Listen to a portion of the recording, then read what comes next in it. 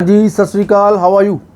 ਅੱਜ ਆਪਾਂ ਭਾਰਤ ਸਰਕਾਰ ਵੱਲੋਂ ਰੀਸੈਂਟਲੀ 14 ਜੂਨ ਨੂੰ ਡਿਫੈਂਸ ਮਿਨਿਸਟਰ ਸਾਹਿਬ ਅਗਨੀਪਥ ਸਕੀਮ ਬਾਰੇ ਉਹਨਾਂ ਨੇ ਅਨਾਉਂਸਮੈਂਟ ਕੀਤੀ ਹੈ, ਜਿਹਦੇ ਵਿੱਚ ਅਗਨੀਵੀਰਸ ਦੀ ਭਰਤੀ ਕੀਤੀ ਜਾਊਗੀ ਤਿੰਨੇ ਫੋਰਸਿਸ ਵਿੱਚ, army, navy and air force. तो अग्निपथ स्कीम 14 जून ਨੂੰ ਅਨਾਉਂਸ ਕੀਤੀ ਗਈ ਹੈ।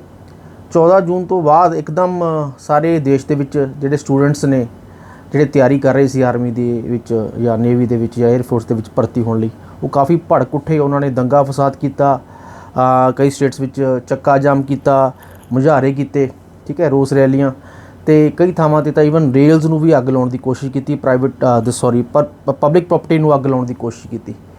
ਤੋ ਵੈਸੇ ਇਹ ਗੱਲ ਤਾਂ ਗਲਤ ਹੈ ਨਾ, ਸਟੂਡੈਂਟਸ ਨੂੰ ਐਂ ਨਹੀਂ ਕਰਨਾ ਚਾਹੀਦਾ ਸੀਗਾ, ਲੇਕਿਨ ਉਹਨਾਂ ਨੇ ਇਹ ਕਿਉਂ ਕੀਤਾ ਜਾਂ ਉਹ ਇੰਨੇ ਕਿਉਂ ਭੜਕ ਉੱਠੇ? ਕੋਈ ਨਾ ਕੋਈ ਤਾਂ ਕਾਰਨ ਹੋਣਾ ਜਿਹਦੇ ਕਰਕੇ ਸਟੂਡੈਂਟਸ ਨੇ ਕਾਨੂੰਨ ਨੂੰ ਹੱਥ ਵਿੱਚ ਲਿਆ। ਹਾਲਾਂਕਿ ਸਟੂਡੈਂਟਸ ਬਹੁਤ ਹੀ ਪੀਸਫੁਲ ਡੈਮੋਨਸਟ੍ਰੇਸ਼ਨ ਵੀ ਕਰ ਸਕਦੇ ਸੀ, ਪੀਸਫੁਲ ਪ੍ਰੋਟੈਸਟ ਵੀ ਕਰ ਸਕਦੇ ਸੀ, ਪਰ ਜਦੋਂ ਵਾਇਲੈਂਟ ਐਕਟੀਵਿਟੀਜ਼ ਕਰਨ ਲੱਗ ਜਾਂਦੇ ਨੇ ਸਟੂਡੈਂਟਸ, ਉਸ ਸਮੇਂ ਤਾਂ ਫਿਰ ਉਹਨਾਂ 'ਤੇ ਕਾਰਵਾਈ ਹੋ ਸਕਦੀ ਹੈ। ਤੋ ਬਹੁਤ ਮੰਦਭਾਗਾ ਸੀ ਕਿ ਪਬਲਿਕ ਪ੍ਰੋਪਰਟੀ ਨੂੰ ਜਿਹੜਾ ਹੈ ਡੈਮੇਜ ਕੀਤਾ ਗਿਆ ਸਟੂਡੈਂਟਸ ਵੱਲੋਂ। ਲੇਕਿਨ ਇਹ ਕੀ ਮਜਬੂਰੀ ਸੀ ਜਿਹਦੇ ਕਰਕੇ ਸਟੂਡੈਂਟਸ ਨੂੰ ਇਹ ਮਤਲਬ ਇੰਨਾ ਭੜਕ ਉੱਠੇ? ਤੋ ਇਸ ਅਗਨੀਪਥ ਸਕੀਮ ਦੇ ਵਿੱਚ ਇਹੋ ਜਿਹੀ ਕਿਹੜੀ ਗੱਲ ਸੀ ਜਿਹਦੇ ਕਰਕੇ ਸਟੂਡੈਂਟਸ ਨੂੰ ਇਹ ਸਕੀਮ ਅੱਛੀ ਨਹੀਂ ਲੱਗੀ ਜਾਂ ਪਸੰਦ ਨਹੀਂ ਆਈ, ਉਹ ਆਪਾਂ ਡਿਸਕਸ ਕਰਾਂਗੇ। ਤੋ ਜਦ ਤੱਕ ਆਪਾਂ ਗੱਲ ਕਰੀਏ ਇਹਨਾਂ ਆਰਮੀ, ਨੇਵੀ ਅਤੇ 에ਅਰ ਫੋਰਸ ਦੇ ਵਿੱਚ ਭਰਤੀ ਦੀ, ਪਿਛਲੇ 3 ਸਾਲਾਂ ਤੋਂ ਭਰਤੀ ਨਹੀਂ ਹੋ ਰਹੀ। ਈਵਨ ਰੇਲਵੇ ਵਿੱਚ ਵੀ ਭਰਤੀ ਨਹੀਂ ਹੋ ਰਹੀ 3 ਸਾਲਾਂ ਤੋਂ। ਸੈਂਟਰਲ ਗਵਰਨਮੈਂਟ ਨੇ ਇਹਨਾਂ ਅਸਾਮੀਆਂ ਨੂੰ ਭਰਿਆ ਨਹੀਂ ਹੈ, ਕਾफ़ੀ ਵਿਸਾਰੀ ਰੱਖਿਆ ਅਤੇ ਇਹ ਅਸਾਮੀਆਂ ਖਾਲੀ ਪਈਆਂ ਨੇ। ਅਤੇ ਸਟੂਡੈਂਟਸ ਤਿਆਰੀ ਕਰ ਰਹੇ ਸੀਗੇ ਔਰ ਸਟੂਡੈਂਟਸ ਨੂੰ ਪਤਾ ਸੀ ਕਿ ਜਦੋਂ ਵੀ ਭਰਤੀ ਹੋਣੀ ਹੈ ਤਾਂ ਬੜੇ ਜੋਸ਼ੋ ਖਰੋਸ਼ ਨਾਲ ਇਹ ਤਿਆਰੀ ਕਰ ਰਹੇ ਸੀ। ਨਾਲ ਤੁਹਾਨੂੰ ਪਤਾ ਕਿ ਆਰਮੀ ਔਰ ਨੇਵੀ ਔਰ 에ਅਰ ਫੋਰਸ ਦੇ ਵਿੱਚ ਜਦੋਂ ਭਰਤੀ ਹੁੰਦੀ ਹੈ ਤਾਂ ਓਬਵੀਅਸਲੀ ਸ਼ਾਰਟ ਸਰਵਿਸ ਕਮਿਸ਼ਨ ਦੀ ਗੱਲ ਕਰ ਰਹੇ ਹਾਂ, ਤਾਂ ਉਹਦੇ ਵਿੱਚ ਕਾफ़ੀ ਹਾਰਡ ਮਿਹਨਤ ਕਰਨੀ ਪੈਂਦੀ ਹੈ, ਉਹਨਾਂ ਨੂੰ ਕਾफ़ੀ ਮਸ਼ੱਕਤ ਕਰਨੀ ਪੈਂਦੀ ਹੈ, ਲੌਂਗ ਡਿਸਟੈਂਸ ਰਨਿੰਗ ਹੁੰਦੀ ਹੈ, ਕਾफ़ੀ ਜ਼ਿਆਦਾ ਫਿਜ਼ੀਕਲ ਟੈਸਟ ਹੁੰਦੇ ਨੇ, ਹੈ ਨਾ, ਰਿਟਨ ਐਗਜ਼ਾਮੀਨੇਸ਼ਨ ਹੁੰਦਾ, ਉਹ ਸਾਰਾ ਕੁਛ ਹੁੰਦਾ। ਤਾਂ ਉਹ ਤਿਆਰੀ ਕਰ ਰਹੇ ਸੀ ਔਰ ਬੇਸਿਕਲੀ ਮੈਂ ਤੁਹਾਨੂੰ ਦੱਸਾਂ, ਇਹ ਸ਼ਾਰਟ ਸਰਵਿਸ ਕਮਿਸ਼ਨ ਵਾਸਤੇ ਤਿਆਰੀ ਕਰ ਰਹੇ ਸੀ, ਕਿਉਂਕਿ ਸ਼ਾਰਟ ਸਰਵਿਸ ਕਮਿਸ਼ਨ ਜਿਹੜਾ ਹੈ ਉਹ 10 ਜਾਂ 14 ਸਾਲ ਤੱਕ ਉਹਨਾਂ ਦੀ ਨੌਕਰੀ ਹੁੰਦੀ ਹੈ। ਉਸ ਤੋਂ ਬਾਅਦ ਰਿਟਾਇਰਮੈਂਟ ਬੈਨੀਫਿਟਸ ਮਿਲਦੇ ਆ, ਉਹ ਰਿਟਾਇਰ ਹੋ ਜਾਂਦੇ ਨੇ। ਪਰ ਜਿਹੜੇ ਆਫਿਸਰਸ ਕਲਾਸ ਨੇ ਉਹ 40 ਜਾਂ 45 ਸਾਲ ਤੱਕ ਉਹ ਨੌਕਰੀ ਕਰਦੇ ਨੇ। ਮਤਲਬ ਬੇਸਿਕਲੀ ਫੌਜ ਵਿੱਚ ਇੱਕ ਤਾਂ ਪਰਮਾਨੈਂਟ ਕਮਿਸ਼ਨ ਹੁੰਦਾ ਹੈ, ਇੱਕ ਸ਼ਾਰਟ ਸਰਵਿਸ ਕਮਿਸ਼ਨ ਹੁੰਦਾ, ਠੀਕ ਹੈ, ਔਰ ਆਫਿਸਰਸ ਕਲਾਸ ਹੁੰਦੇ ਹੈ, ਔਰ ਇਹ ਜਿਹੜੇ ਹੈ ਸਿਪਾਹੀ ਹੁੰਦੇ ਨੇ ਜਾਂ ਫੌਜੀ ਹੁੰਦੇ ਨੇ ਜਿਹਨਾਂ ਦੀ ਭਰਤੀ ਹੁੰਦੀ ਹੈ, ਔਰ ਇਹਨਾਂ ਦੀ ਜਿਹੜੀ ਟੈਨਿਓਰ ਹੈ ਇਹ ਘੱਟ ਹੁੰਦਾ ਆਫਿਸਰਸ ਕਲਾਸ ਨਾਲੋਂ। ਪਰ ਜਿਹੜੀ ਇਹ ਅਗਨੀਪਥ ਸਕੀਮ ਕੱਢੀ ਗਈ ਹੈ ਜਾਂ ਅਗਨੀਵੀਰ ਹੈ, ਇਹ ਇਹਨਾਂ ਨਾਲੋਂ ਬਿਲਕੁਲ ਅਲੱਗਾ ਹੈ। ਇਹਦੇ ਵਿੱਚ ਕਹਿੰਦੇ 4 ਸਾਲ ਤੱਕ ਭਰਤੀ ਹੋਊਗੀ, 4 ਸਾਲ ਦਾ ਟੈਨਿਓਰ ਹੈ। 4 ਸਾਲ ਬਾਅਦ ਇਹ ਜਿਹੜੀ ਭਰਤੀ ਹੋਊਗੀ ਉਹਦੇ ਵਿੱਚੋਂ 25% ਨੂੰ ਤਾਂ ਡਿਫੈਂਸ ਫੋਰਸਿਸ ਵਿੱਚ ਐਡਜਸਟ ਕਰ ਲਿਆ ਜਾਊਗਾ, ਪਰ ਬਾਕੀ 75% ਨੂੰ ਵਾਪਸ ਘਰੇ ਤੋਰ ਦਿੱਤਾ ਜਾਊਗਾ। ਇਹ ਹੈ ਮੇਨ ਰੇੜਕਾ ਜਿਹਦੇ ਕਰਕੇ ਜਿਹੜੇ ਸਟੂਡੈਂਟਸ ਨੇ, ਜਿਹੜੀ ਤਿਆਰੀ ਕਰ ਰਹੇ ਨੇ, ਜਾਂ ਜਿਹੜਾ ਯੂਥ ਹੈ ਉਹ ਕਾफ़ੀ ਭੜਕ ਉੱਠਿਆ। ਉਹ ਕਹਿੰਦੇ ਵੀ 75% ਦੇ ਵਿੱਚ ਅਗਰ ਅਸੀਂ ਆਉਂਦੇ ਹਾਂ ਤਾਂ ਫਿਰ ਸਾਡਾ ਫਿਊਚਰ ਕਿੱਥੇ ਹੈ? ਅਸੀਂ ਵਾਪਸ ਘਰਾਂ ਨੂੰ ਜਾਵਾਂਗੇ, ਔਰ 4 ਸਾਲ ਦਾ ਵਕਫਾ ਤਾਂ ਬਹੁਤ ਹੀ ਛੋਟਾ ਹੈ, ਠੀਕ ਹੈ ਨਾ ਜੀ। ਤੋ ਦੇਖੋ 6 ਮਹੀਨੇ 'ਚ ਤਾਂ ਉਹ ਟ੍ਰੇਨਿੰਗ ਲੈਣਗੇ, 6 ਮਹੀਨੇ ਟ੍ਰੇਨਿੰਗ ਲੈਣਗੇ ਜਾਂ ਸਾਲ ਤੱਕ ਟ੍ਰੇਨਿੰਗ ਲੈਣਗੇ। ਉਸ ਤੋਂ ਬਾਅਦ ਉਹਨਾਂ ਨੂੰ ਕੰਬੈਟੈਂਟਸ ਐਜ਼ ਅ ਕੰਬੈਟੈਂਟਸ ਆਰਡਰ, ਦੇਖੋ ਆਰਮੀ, ਨੇਵੀ ਔਰ 에ਅਰ ਫੋਰਸ ਵਿੱਚ ਵੀ ਅਲੱਗ-ਅਲੱਗ ਫੀਲਡਸ ਹੁੰਦੇ ਨੇ, ਠੀਕ ਹੈ। ਤੋ ਟ੍ਰੇਨਿੰਗ 'ਤੇ ਸਾਲ ਲੱਗ ਗਿਆ, 1-2 ਸਾਲ ਹੋਰ ਐਡਜਸਟਮੈਂਟ, 2-3 ਸਾਲ ਤਾਂ ਹੀ ਟੱਪ ਜਾਣਗੇ, ਅਤੇ ਚੌਥੇ ਸਾਲ ਬਾਅਦ ਉਹਨਾਂ ਨੂੰ ਰਿਟਾਇਰਮੈਂਟ ਕਰ ਦਿੱਤਾ ਜਾਣਾ। ਹਾਲਾਂਕਿ ਰਿਟਾਇਰਮੈਂਟ ਤੋਂ ਬਾਅਦ ਉਹਨਾਂ ਨੂੰ ਲੰਮਸਮ 11 ਲੱਖ ਰੁਪਇਆ ਦੇ ਕਰੀਬ ਉਹਨਾਂ ਨੂੰ ਮਿਲ ਜਾਣਾ, ਔਰ ਤਨਖਾਹ ਵੀ 30,000 ਤੋਂ ਸਟਾਰਟ ਹੋ ਕੇ ਚੌਥੇ ਸਾਲ ਤੱਕ 40,000 ਤੱਕ ਜਾਊਗੀ। ਲੇਕਿਨ ਓਵਰਆਲ ਦੇਖਿਆ ਜਾਵੇ ਉਹਨਾਂ ਨੂੰ ਆਪਣਾ ਫਿਊਚਰ ਸਿਕਿਉਰ ਨਹੀਂ ਲੱਗ ਰਿਹਾ। ਗਵਰਨਮੈਂਟ ਨੂੰ ਕੀ ਮਜਬੂਰੀ ਪੈ ਗਈ ਸੀ ਇਹ ਸਕੀਮ ਕੱਢਣ ਦੀ? ਬੇਸਿਕਲੀ ਇਹ ਸੋਚਿਆ ਜਾ ਰਿਹਾ ਹੈ ਕਿ ਗਵਰਨਮੈਂਟ ਥੋੜ੍ਹਾ ਜਿਹਾ ਡਿਫੈਂਸ ਬਜਟ ਬਾਰੇ ਸੋਚ ਰਹੀ ਸੀ। ਡਿਫੈਂਸ ਬਜਟ ਆਪਣਾ ਇੰਡੀਆ ਵਿੱਚ ਬਹੁਤ ਜ਼ਿਆਦਾ ਹੈ, ਔਰ ਬੇਸਿਕਲੀ ਰਸ਼ੀਆ ਵਰਗੇ ਦੇਸ਼ ਨੇ ਅਤੇ ਹੋਰ ਯੂਰਪੀਅਨ ਕੰਟਰੀਜ਼ ਨੇ, ਉਹ ਆਪਣੀ ਨੇਵੀ, ਆਰਮੀ, 에ਅਰ ਫੋਰਸ ਵਿੱਚ ਜਿਹੜੇ ਮੈਨ ਪਾਵਰ ਘਟਾ ਰਹੀਆਂ ਨੇ, ਔਰ ਟੈਕਨੋਲੋਜੀਕਲੀ ਉਹ ਡਿਵੈਲਪ ਹੋ ਰਹੇ ਨੇ, ਔਰ ਆਪਣਾ ਮੇਨ ਬਜਟ ਉਹਨਾਂ ਦਾ ਟੈਕਨੋਲੋਜੀ ਨੂੰ ਡਿਵੈਲਪ ਕਰਨ ਦਾ। ਇੰਡੀਆ ਵੀ ਉਸ ਤਰੀਕੇ ਨਾਲ ਸੋਚ ਰਿਹਾ, ਔਰ ਇੰਡੀਆ ਦੀ ਸਰਕਾਰ ਚਾਹੁੰਦੀ ਕਿ ਲੇਟੈਸਟ ਵੈਪਨਰੀ ਹੋਵੇ, ਲੇਟੈਸਟ ਟੈਂਕਸ ਹੋਣ, ਲੇਟੈਸਟ ਹਵਾਈ ਜਹਾਜ਼ ਹੋਣ ਕੰਬੈਟੈਂਟਸ ਵਾਸਤੇ, ਹੈ ਨਾ। ਤੌਰ ਲੇਟੈਸਟ ਟੈਕਨੋਲੋਜੀ ਨਾਲ ਆਪਣੀ ਤਿੰਨੇ ਡਿਫੈਂਸ ਫੋਰਸਿਸ ਲੈਸ ਹੋਣ। ਉਹ ਮੈਨ ਪਾਵਰ ਘਟਾਉਣਾ ਚਾਹੁੰਦੇ ਨੇ, ਕਿਉਂਕਿ ਮੈਨ ਪਾਵਰ ਵਾਸਤੇ ਜਿੰਨਾ ਜਿਹੜਾ ਹੈ ਓਬਵੀਅਸਲੀ ਪੈਨਸ਼ਨ ਦਾ ਖਰਚਾ ਬਹੁਤ ਜ਼ਿਆਦਾ ਹੈ ਨਾ, ਤੋ ਬਜਟ ਦਾ ਕਾਫੀ ਹਿੱਸਾ ਜਿਹੜਾ ਹੈ ਉਹ ਪੈਨਸ਼ਨ 'ਤੇ ਜਾਂਦਾ ਹੈ। ਪਰ ਮੇਰੇ ਖਿਆਲ ਦੇ ਵਿੱਚ ਆਰਮੀ ਦੇ ਵਿੱਚ ਸਿਵਿਲੀਅਨਸ ਵੀ ਹੁੰਦੇ ਨੇ। ਤੁਹਾਨੂੰ ਪਤਾ ਆਰਮੀ ਦੇ ਵਿੱਚ ਇਕੱਲੇ ਫੌਜੀ ਜਾਂ ਇਹ ਆਰਮਡ ਪਰਸਨਲਸ ਨਹੀਂ, ਉਹਨਾਂ ਵਿੱਚ ਸਿਵਿਲੀਅਨਸ ਵੀ ਹੁੰਦੇ ਨੇ। ਤੋ ਉਹਨਾਂ ਕੰਨੀ ਵੀ ਧਿਆਨ ਰੱਖਣਾ ਚਾਹੀਦਾ ਨਾ ਸੈਂਟਰਲ ਸਰਕਾਰ ਨੂੰ ਕਿ ਸਿਵਿਲੀਅਨਸ ਜਿਹੜੇ ਨੇ ਉਹਨਾਂ ਦੀ ਇੰਨੀ ਲੋੜ ਨਹੀਂ ਹੁੰਦੀ, ਜਿਹੜੇ ਔਰ ਕਾਫੀ ਡਿਫੈਂਸ ਬਜਟ ਉਹਨਾਂ ਦੀ ਤਨਖਾਹਾਂ 'ਤੇ ਔਰ ਪੈਨਸ਼ਨਸ 'ਤੇ ਜਾ ਰਿਹਾ। ਠੀਕ ਹੈ, ਤੁਸੀਂ ਨਵੀਂ ਭਰਤੀ ਜਿਹੜੀ ਕਰ ਰਹੇ ਹੋ ਉਹਦੇ ਵਿੱਚ ਹੁਣ ਇਹ ਜਿਹੜੀ ਨਵੀਂ ਭਰਤੀ ਹੋ ਰਹੀ ਹੈ ਜਾਂ ਸਰਕਾਰ ਕਰੂਗੀ ਅਗਨੀਵੀਰਾਂ ਦੀ, ਇਹ 17 ਸਾਲ ਤੋਂ ਲੈ ਕੇ 21 ਸਾਲ ਤੱਕ ਹੈ। ਸੋ 17 ਤੋਂ 21 ਜਦੋਂ ਸਾਰੇ ਸਟੂਡੈਂਟਸ ਸੜਕਾਂ 'ਤੇ ਆ ਗਏ ਅਤੇ ਯੂਥ ਨੇ ਰੌਲਾ ਪਾਇਆ ਜਾਂ ਉਹਨਾਂ ਨੇ ਚੱਕਾ ਜਾਮ ਕੀਤਾ, ਭੰਨ ਤੋੜ ਕੀਤੀ, ਤਾਂ ਫਿਰ ਸਰਕਾਰ 'ਤੇ ਥੋੜ੍ਹਾ ਪ੍ਰੈਸ਼ਰ ਬਣਿਆ ਅਤੇ ਸਰਕਾਰ ਨੇ 21 ਤੋਂ 23 ਸਾਲ ਕਰਤੀ, 2 ਸਾਲ ਵਧਾਤੇ। ਲੇਕਿਨ ਇਹ 23 ਸਾਲ ਸਿਰਫ ਜਿਹੜੇ ਇਨੀਸ਼ੀਅਲੀ ਜਿਹੜੀ ਰਿਕਰੂਟਮੈਂਟ ਹੋਊਗੀ ਉਹਨਾਂ ਵਾਸਤੇ ਹੈ, ਉਦੋਂ ਬਾਅਦ ਤਾਂ 17 ਤੋਂ 21 ਸਾਲ ਦੀ। ਤਾਂ ਸਰਕਾਰ ਪੂਰੀ ਸ਼ੋਰ ਹੈ ਕਿ ਸਕੀਮ ਲੈ ਕੇ ਆਉਣੀ ਹੈ। ਲੇਕਿਨ ਆਪਾਂ ਇੱਥੇ ਇਹ ਡਿਸਕਸ ਕਰਦੇ ਹਾਂ ਵੀ ਸਟੂਡੈਂਟਸ ਕਿਉਂ ਇੰਨੇ ਨਾਰਾਜ਼ ਸੀ ਜਾਂ ਸਰਕਾਰ ਤੋਂ ਇਹੋ ਜਿਹੀ ਕਿਹੜੀ ਗਲਤੀ ਹੋ ਗਈ ਜਿਹਦੇ ਕਰਕੇ ਸਟੂਡੈਂਟਸ ਨੂੰ ਜਿਹੜਾ ਹੈ ਕਾਫੀ ਜਿਹੜਾ ਹੈ ਇਹ ਕਾਨੂੰਨ ਨੂੰ ਹੱਥ ਵਿੱਚ ਲੈਣਾ ਪਿਆ। ਹਾਲਾਂਕਿ ਲੈਣਾ ਨਹੀਂ ਚਾਹੀਦਾ ਸੀ, ਸਟੂਡੈਂਟਸ ਨੂੰ ਬਹੁਤ ਹੀ ਪੀਸਫੁਲ ਤਰੀਕੇ ਨਾਲ ਇਹ ਪ੍ਰੋਟੈਸਟ ਕਰਨੇ ਚਾਹੀਦੇ ਸੀਗੇ। ਜਦੋਂ ਵਾਇਲੈਂਸ ਤੁਸੀਂ ਕਰ ਦਿੰਦੇ ਹੋ, ਜਦੋਂ ਤੁਸੀਂ ਹਿੰਸਾ ਕਰਦੇ ਹੋ, ਤਾਂ ਫਿਰ ਸਰਕਾਰ ਨੂੰ ਵੀ ਜਿਹੜਾ ਹੈ ਮੌਕਾ ਮਿਲ ਜਾਂਦਾ ਤੁਹਾਡੇ 'ਤੇ ਕਾਰਵਾਈ ਕਰਨ ਦਾ।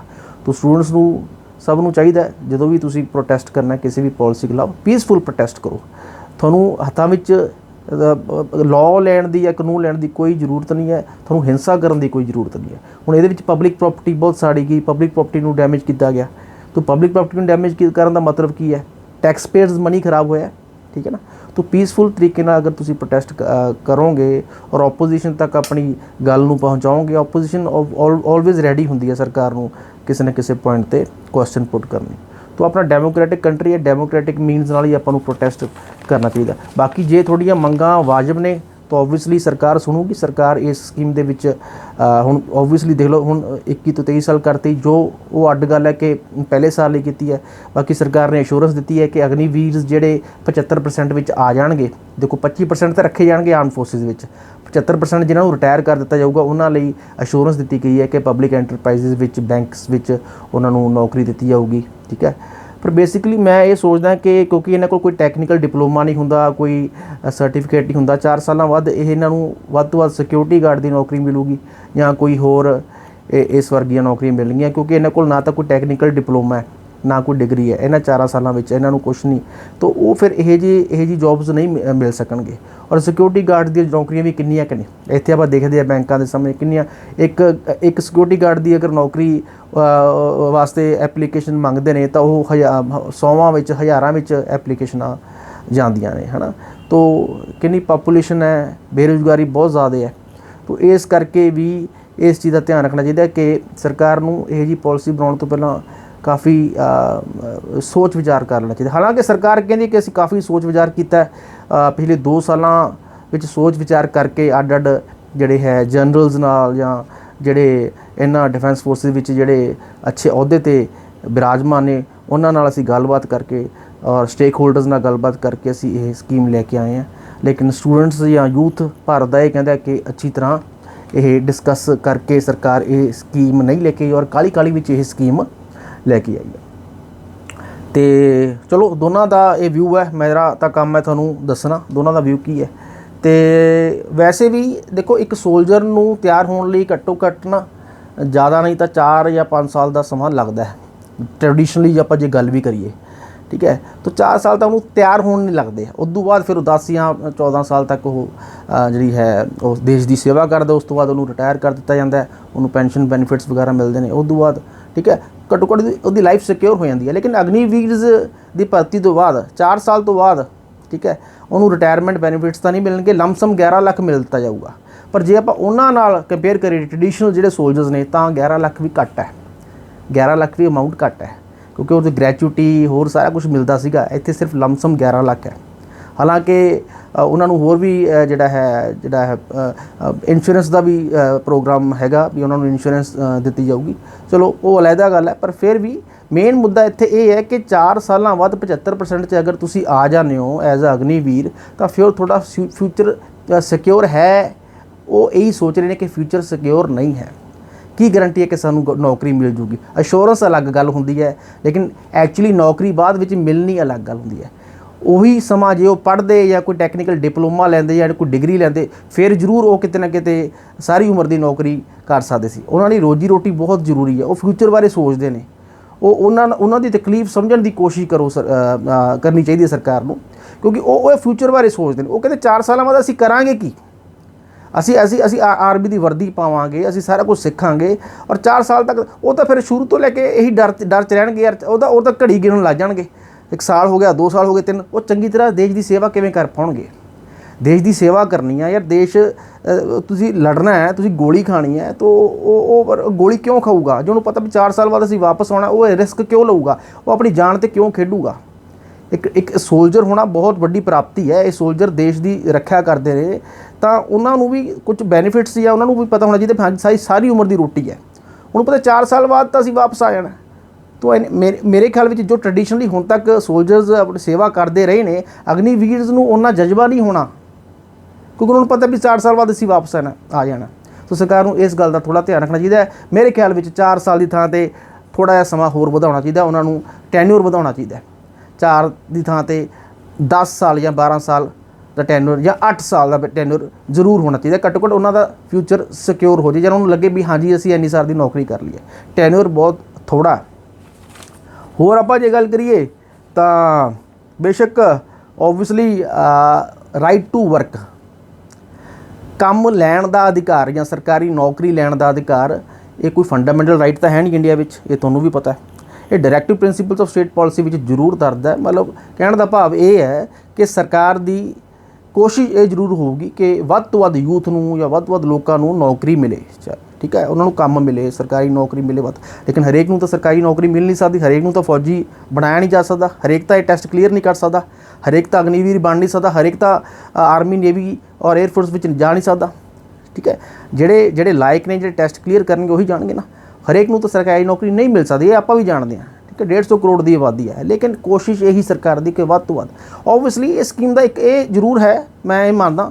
ਦੇਖੋ ਜੇ ਨੈਗੇਟਿਵ ਪੁਆਇੰਟਸ ਨੇ ਤਾਂ ਪੋਜ਼ੀਟਿਵ ਪੁਆਇੰਟਸ ਵੀ ਇਹੀ ਨੇ ਕਿ 4-4 ਸਾਲਾਂ ਬਾਅਦ ਜੇ ਸਰਕਾਰ ਕਹਿੰਦੀ ਹੈ ਕਿ ਅਸੀਂ ਵੱਧ ਤੋਂ ਵੱਧ ਲੋਕਾਂ ਨੂੰ, ਵੱਧ ਤੋਂ ਵੱਧ ਨੌਜਵਾਨਾਂ ਨੂੰ, ਵੱਧ ਤੋਂ ਵੱਧ ਯੂਥ ਨੂੰ ਨੌਕਰੀ ਦੇਵਾਂਗੇ, ਔਰ ਗੱਲ ਵੀ ਸਹੀ ਹੈ। 4 ਸਾਲ ਬਾਅਦ ਨਵੇਂ ਚਿਹਰਿਆਂ ਨੂੰ ਨੌਕਰੀ ਮਿਲਣ ਦਾ ਜਿਹੜਾ ਹੈ ਚਾਂਸ ਮਿਲੂਗਾ। ਮਤਲਬ 4 ਸਾਲਾਂ ਬਾਅਦ ਨਵੇਂ ਚਿਹਰੇ ਆਉਣਗੇ, ਨਵਾਂ ਯੂਥ ਆਊਗਾ, 17 ਸਾਲ ਦੇ ਜਿਹੜੇ ਬੱਚੇ ਨੇ ਉਹਨਾਂ ਨੂੰ ਨੌਕਰੀ ਮਿਲਣ ਦਾ ਜਿਹੜਾ ਹੈ ਚਾਂਸ ਮਿਲੂਗਾ। ਔਰ ਲੇਕਿਨ ਗੱਲ ਇਹ ਹੈ ਵੀ ਨਵੇਂ ਯੂਥ ਨੂੰ ਨੌਕਰੀ ਜ਼ਰੂਰ ਮਿਲੂਗੀ, ਮੰਨਦੇ ਹਾਂ, ਹਰ 4 ਸਾਲ ਬਾਅਦ ਨਵਾਂ ਯੂਥ ਆਊਗਾ ਔਰ ਵੱਧ ਤੋਂ ਵੱਧ ਜਿਹੜੇ ਹੈ ਯੂਥ ਨੂੰ ਨੌਕਰੀ ਮਿਲੂਗੀ। ਲੇਕਿਨ 4 ਸਾਲ ਕੰਪਲੀਟ ਕਰਨ ਤੋਂ ਬਾਅਦ ਕੀ?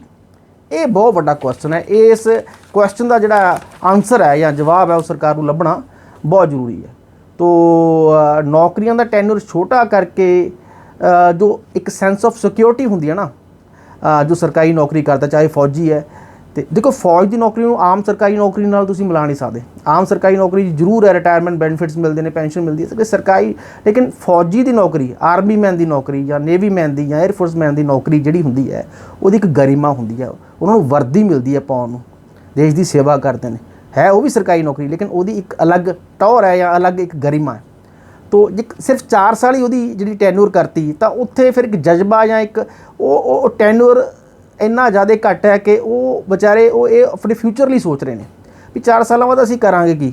ਹੁਣ ਹਰੇਕ ਨੇ ਤਾਂ 25% ਵਿੱਚ ਆਉਣਾ ਨਹੀਂ, ਕਿਉਂਕਿ ਸਰਕਾਰ ਨੇ ਇੰਸ਼ੋਰੈਂਸ ਦਿੱਤੀ ਹੈ ਕਿ ਉਹਨਾਂ ਵਿੱਚ 100% ਅਗਰ ਭਰਤੀ ਹੁੰਦੀ ਉਹ 'ਚ 25% ਨੂੰ ਅਸੀਂ ਡਿਫੈਂਸ ਫੋਰਸਿਸ ਵਿੱਚ ਐਡਜਸਟ ਕਰ ਲਾਂਗੇ, ਲੇਕਿਨ ਬਾਕੀ 75% ਦਾ ਕੀ ਬਣੂਗਾ? ਇਹ ਸਭ ਤੋਂ ਵੱਡਾ ਸਵਾਲ ਹੈ। ਤੋ ਸਿਕਿਉਰਿਟੀ, ਸੈਂਸ ਆਫ ਸਿਕਿਉਰਿਟੀ ਜਿਹੜੀ ਸਰਕਾਰੀ ਨੌਕਰੀ ਹੁੰਦੀ ਹੈ ਉਹ ਖਤਮ ਹੋ ਰਹੀ ਹੈ ਉਹ ਇਸ ਸਕੀਮ ਨਾਲ। ਤੋ ਇਹ ਦਰਦ ਹੈ, ਇਹ ਯੂਥ ਦਾ ਦਰਦ ਹੈ ਜੋ ਮੈਂ ਬਿਆਨ ਕਰਨ ਦੀ ਕੋਸ਼ਿਸ਼ ਕਰ ਰਿਹਾ ਸਰਕਾਰ ਨੂੰ। ਔਰ ਮੇਰੀ ਬੇਨਤੀ ਇਹੀ ਹੈ ਕਿ ਕੁਝ ਨਾ ਕੁਝ ਇਹਨਾਂ ਯੂਥ ਵਾਸਤੇ ਕੀਤਾ ਜਾਵੇ। ਇਹ ਕਾਫੀ ਸਮੇਂ ਤੋਂ ਤਿਆਰੀ ਕਰ ਰਹੇ ਨੇ ਔਰ ਮੇਨ ਤਾਂ ਟੈਨਿਓਰ ਦਾ ਇਹਨਾਂ ਨੂੰ ਵੀ ਟੈਨਿਓਰ ਵਧਾਇਆ ਜਾਵੇ ਜਾਂ ਕੋਈ ਇਹੋ ਜਿਹਾ ਸਕੀਮ ਲੈ ਕੇ ਜਿਹਦੇ ਕਰਕੇ ਉਹਨਾਂ ਨੂੰ ਲਾਈਫ ਲੌਂਗ ਆਪਣਾ ਜਿਹੜਾ ਹੈ ਰੋਟੀ ਦਾ ਇੰਤਜ਼ਾਮ ਹੋਵੇ, ਕਿਉਂਕਿ ਰੋਟੀ ਸਭ ਤੋਂ ਵੱਧ ਜ਼ਰੂਰੀ ਹੈ, ਠੀਕ ਹੈ। देश की सेवा भी जरूरी है, लेकिन रोटी भी उन्होंने अपनी रोटी का अपने फ्यूचर का फिक्र है। तो ये है। बाकी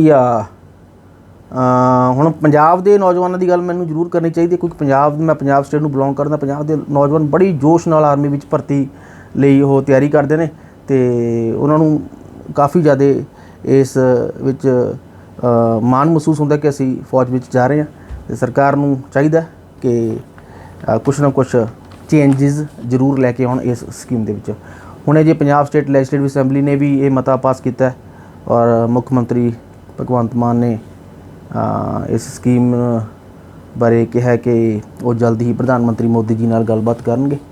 तो वैसे भी मैं तुहानूं दस्सिआ कि सोल्जर 4 सालों की मेहनत तो बाद ही असली सोल्जर बनता है, असली फौजी बनता है। तो इत्थे सारी जड़ा टैन्योर ही 4 साल का, तो 6 महीने तो वो ट्रेनिंग लैणगे, साल तक तो ट्रेनिंग लैणगे अड अड चीज़ों की, उस तो बाद गिनती के वो साल रह गए।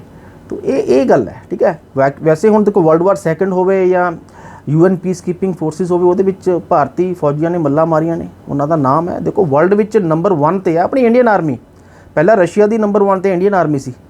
देखो जे आपां गिनती की गल करिए, वैसे भी जोश की गल करिए, तो इंडियन आर्मी नंबर 1 विच है। बहुत ज़्यादा आई थिंक 14-15 लाख के करीब अपनी जी है गिनती आती है टोटल जो आप करिए गल। तो Indian army is always number 1 in the whole world. बहुत ज़्यादा जोड़ा है इंडियन आर्मी ने वर्ल्ड वार सैकेंड और even UN peacekeeping forces they which role निभाया। तो आपां नूं उन्हां दा मोरल अप करना चाहिए। आपां सुरक्षित बैठे हैं इंडियन आर्मी करके, इंडियन नेवी करके, इंडियन एयरफोर्स करके। उन्हां नवे यूथ का मोरल तां ही अप होगा जे आपां उन्हां सेंस ऑफ सिक्योरिटी देवांगे। टैन्योर जिहड़ा है मेन इस अग्निपथ स्कीम दे विच टैन्योर की गल है। स्टूडेंट्स या यूथ का यही मंग है कि टैन्योर वधाया जाए। बाकी ठीक है, 1-2 गल्लां होर ने, वध घट हो सकता, लेकिन टैन्योर जिहड़ा है 4 साल का काफ़ी घट है, ठीक है। तो यही है, इस जिहड़ी बेचैनी नूं सरकार नूं समझना चाहिए। तो ओबवियसली ये गल अगर सरकार समझ गई तो सारा कुछ ठीक हो जाऊगा। तो यंग ब्लड नूं ओबवियसली ये स्कीम लैके आऊगी, यंग ब्लड नूं आर्मी विच, नेवी विच और एयरफोर्स विच लैके आऊगी। मैं ये गल मानदा, ये स्कीम का फायदा भी है कि 17 साल का यूथ नूं देश की सेवा करने का मौका मिलूगा।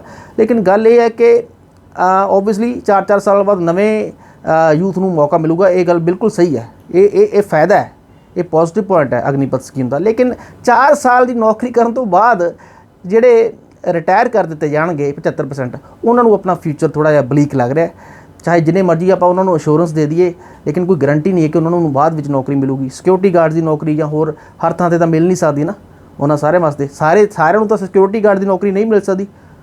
उन्होंने कुछ को मिलूगी, 10% मिल सकती है, वध तो वध 12-13% मिल सकती है, बाकियों का की बनूगा। तो इस बारे सरकार को सोचना चाहिए। मेरे ख्याल में मोदी सरकार कुछ ना कुछ जरूर सोचूगी। स्कीम लैके आए ने, ओबवियसली आर्मी, नेवी और एयरफोर्स को टैक्नोलॉजी वाइज बजट उधर लैके आना, उधर भी लाना। मैन पावर घटानी है, मैं मानता, और ये भी मेन मंतव है, मैन पावर घटानी है। लेकिन ये भी ध्यान रखो कि यूथ में भी आप एजुकेशन उन्होंने नौकरी देनी है। उन्होंने जी अनएम्पलॉयमेंट की जी समस्या इंडिया की दूर तां ही होगी। और अनएम्पलॉयमेंट की समस्या को दूर करने वास्ते ये स्कीम बहुत अच्छी है, क्योंकि मौके मिल रहे हैं यूथ को। लेकिन टैन्योर जिहड़ा है 4 साल का काफ़ी घट है, ये बारे विचार किया जाए। और स्टूडेंट्स और यूथ की जी दिल की जी गल है, उन्होंने जी असली जी उन्होंने चिंता है, उस चिंता को समझना चाहिए सरकार को। और आई थिंक फ्यूचर में कोई ना कोई यह जी चेंजिज इस स्कीम जरूर लैके आउणगे। I think this is enough. Thank you very much. Sat Shri अकाल।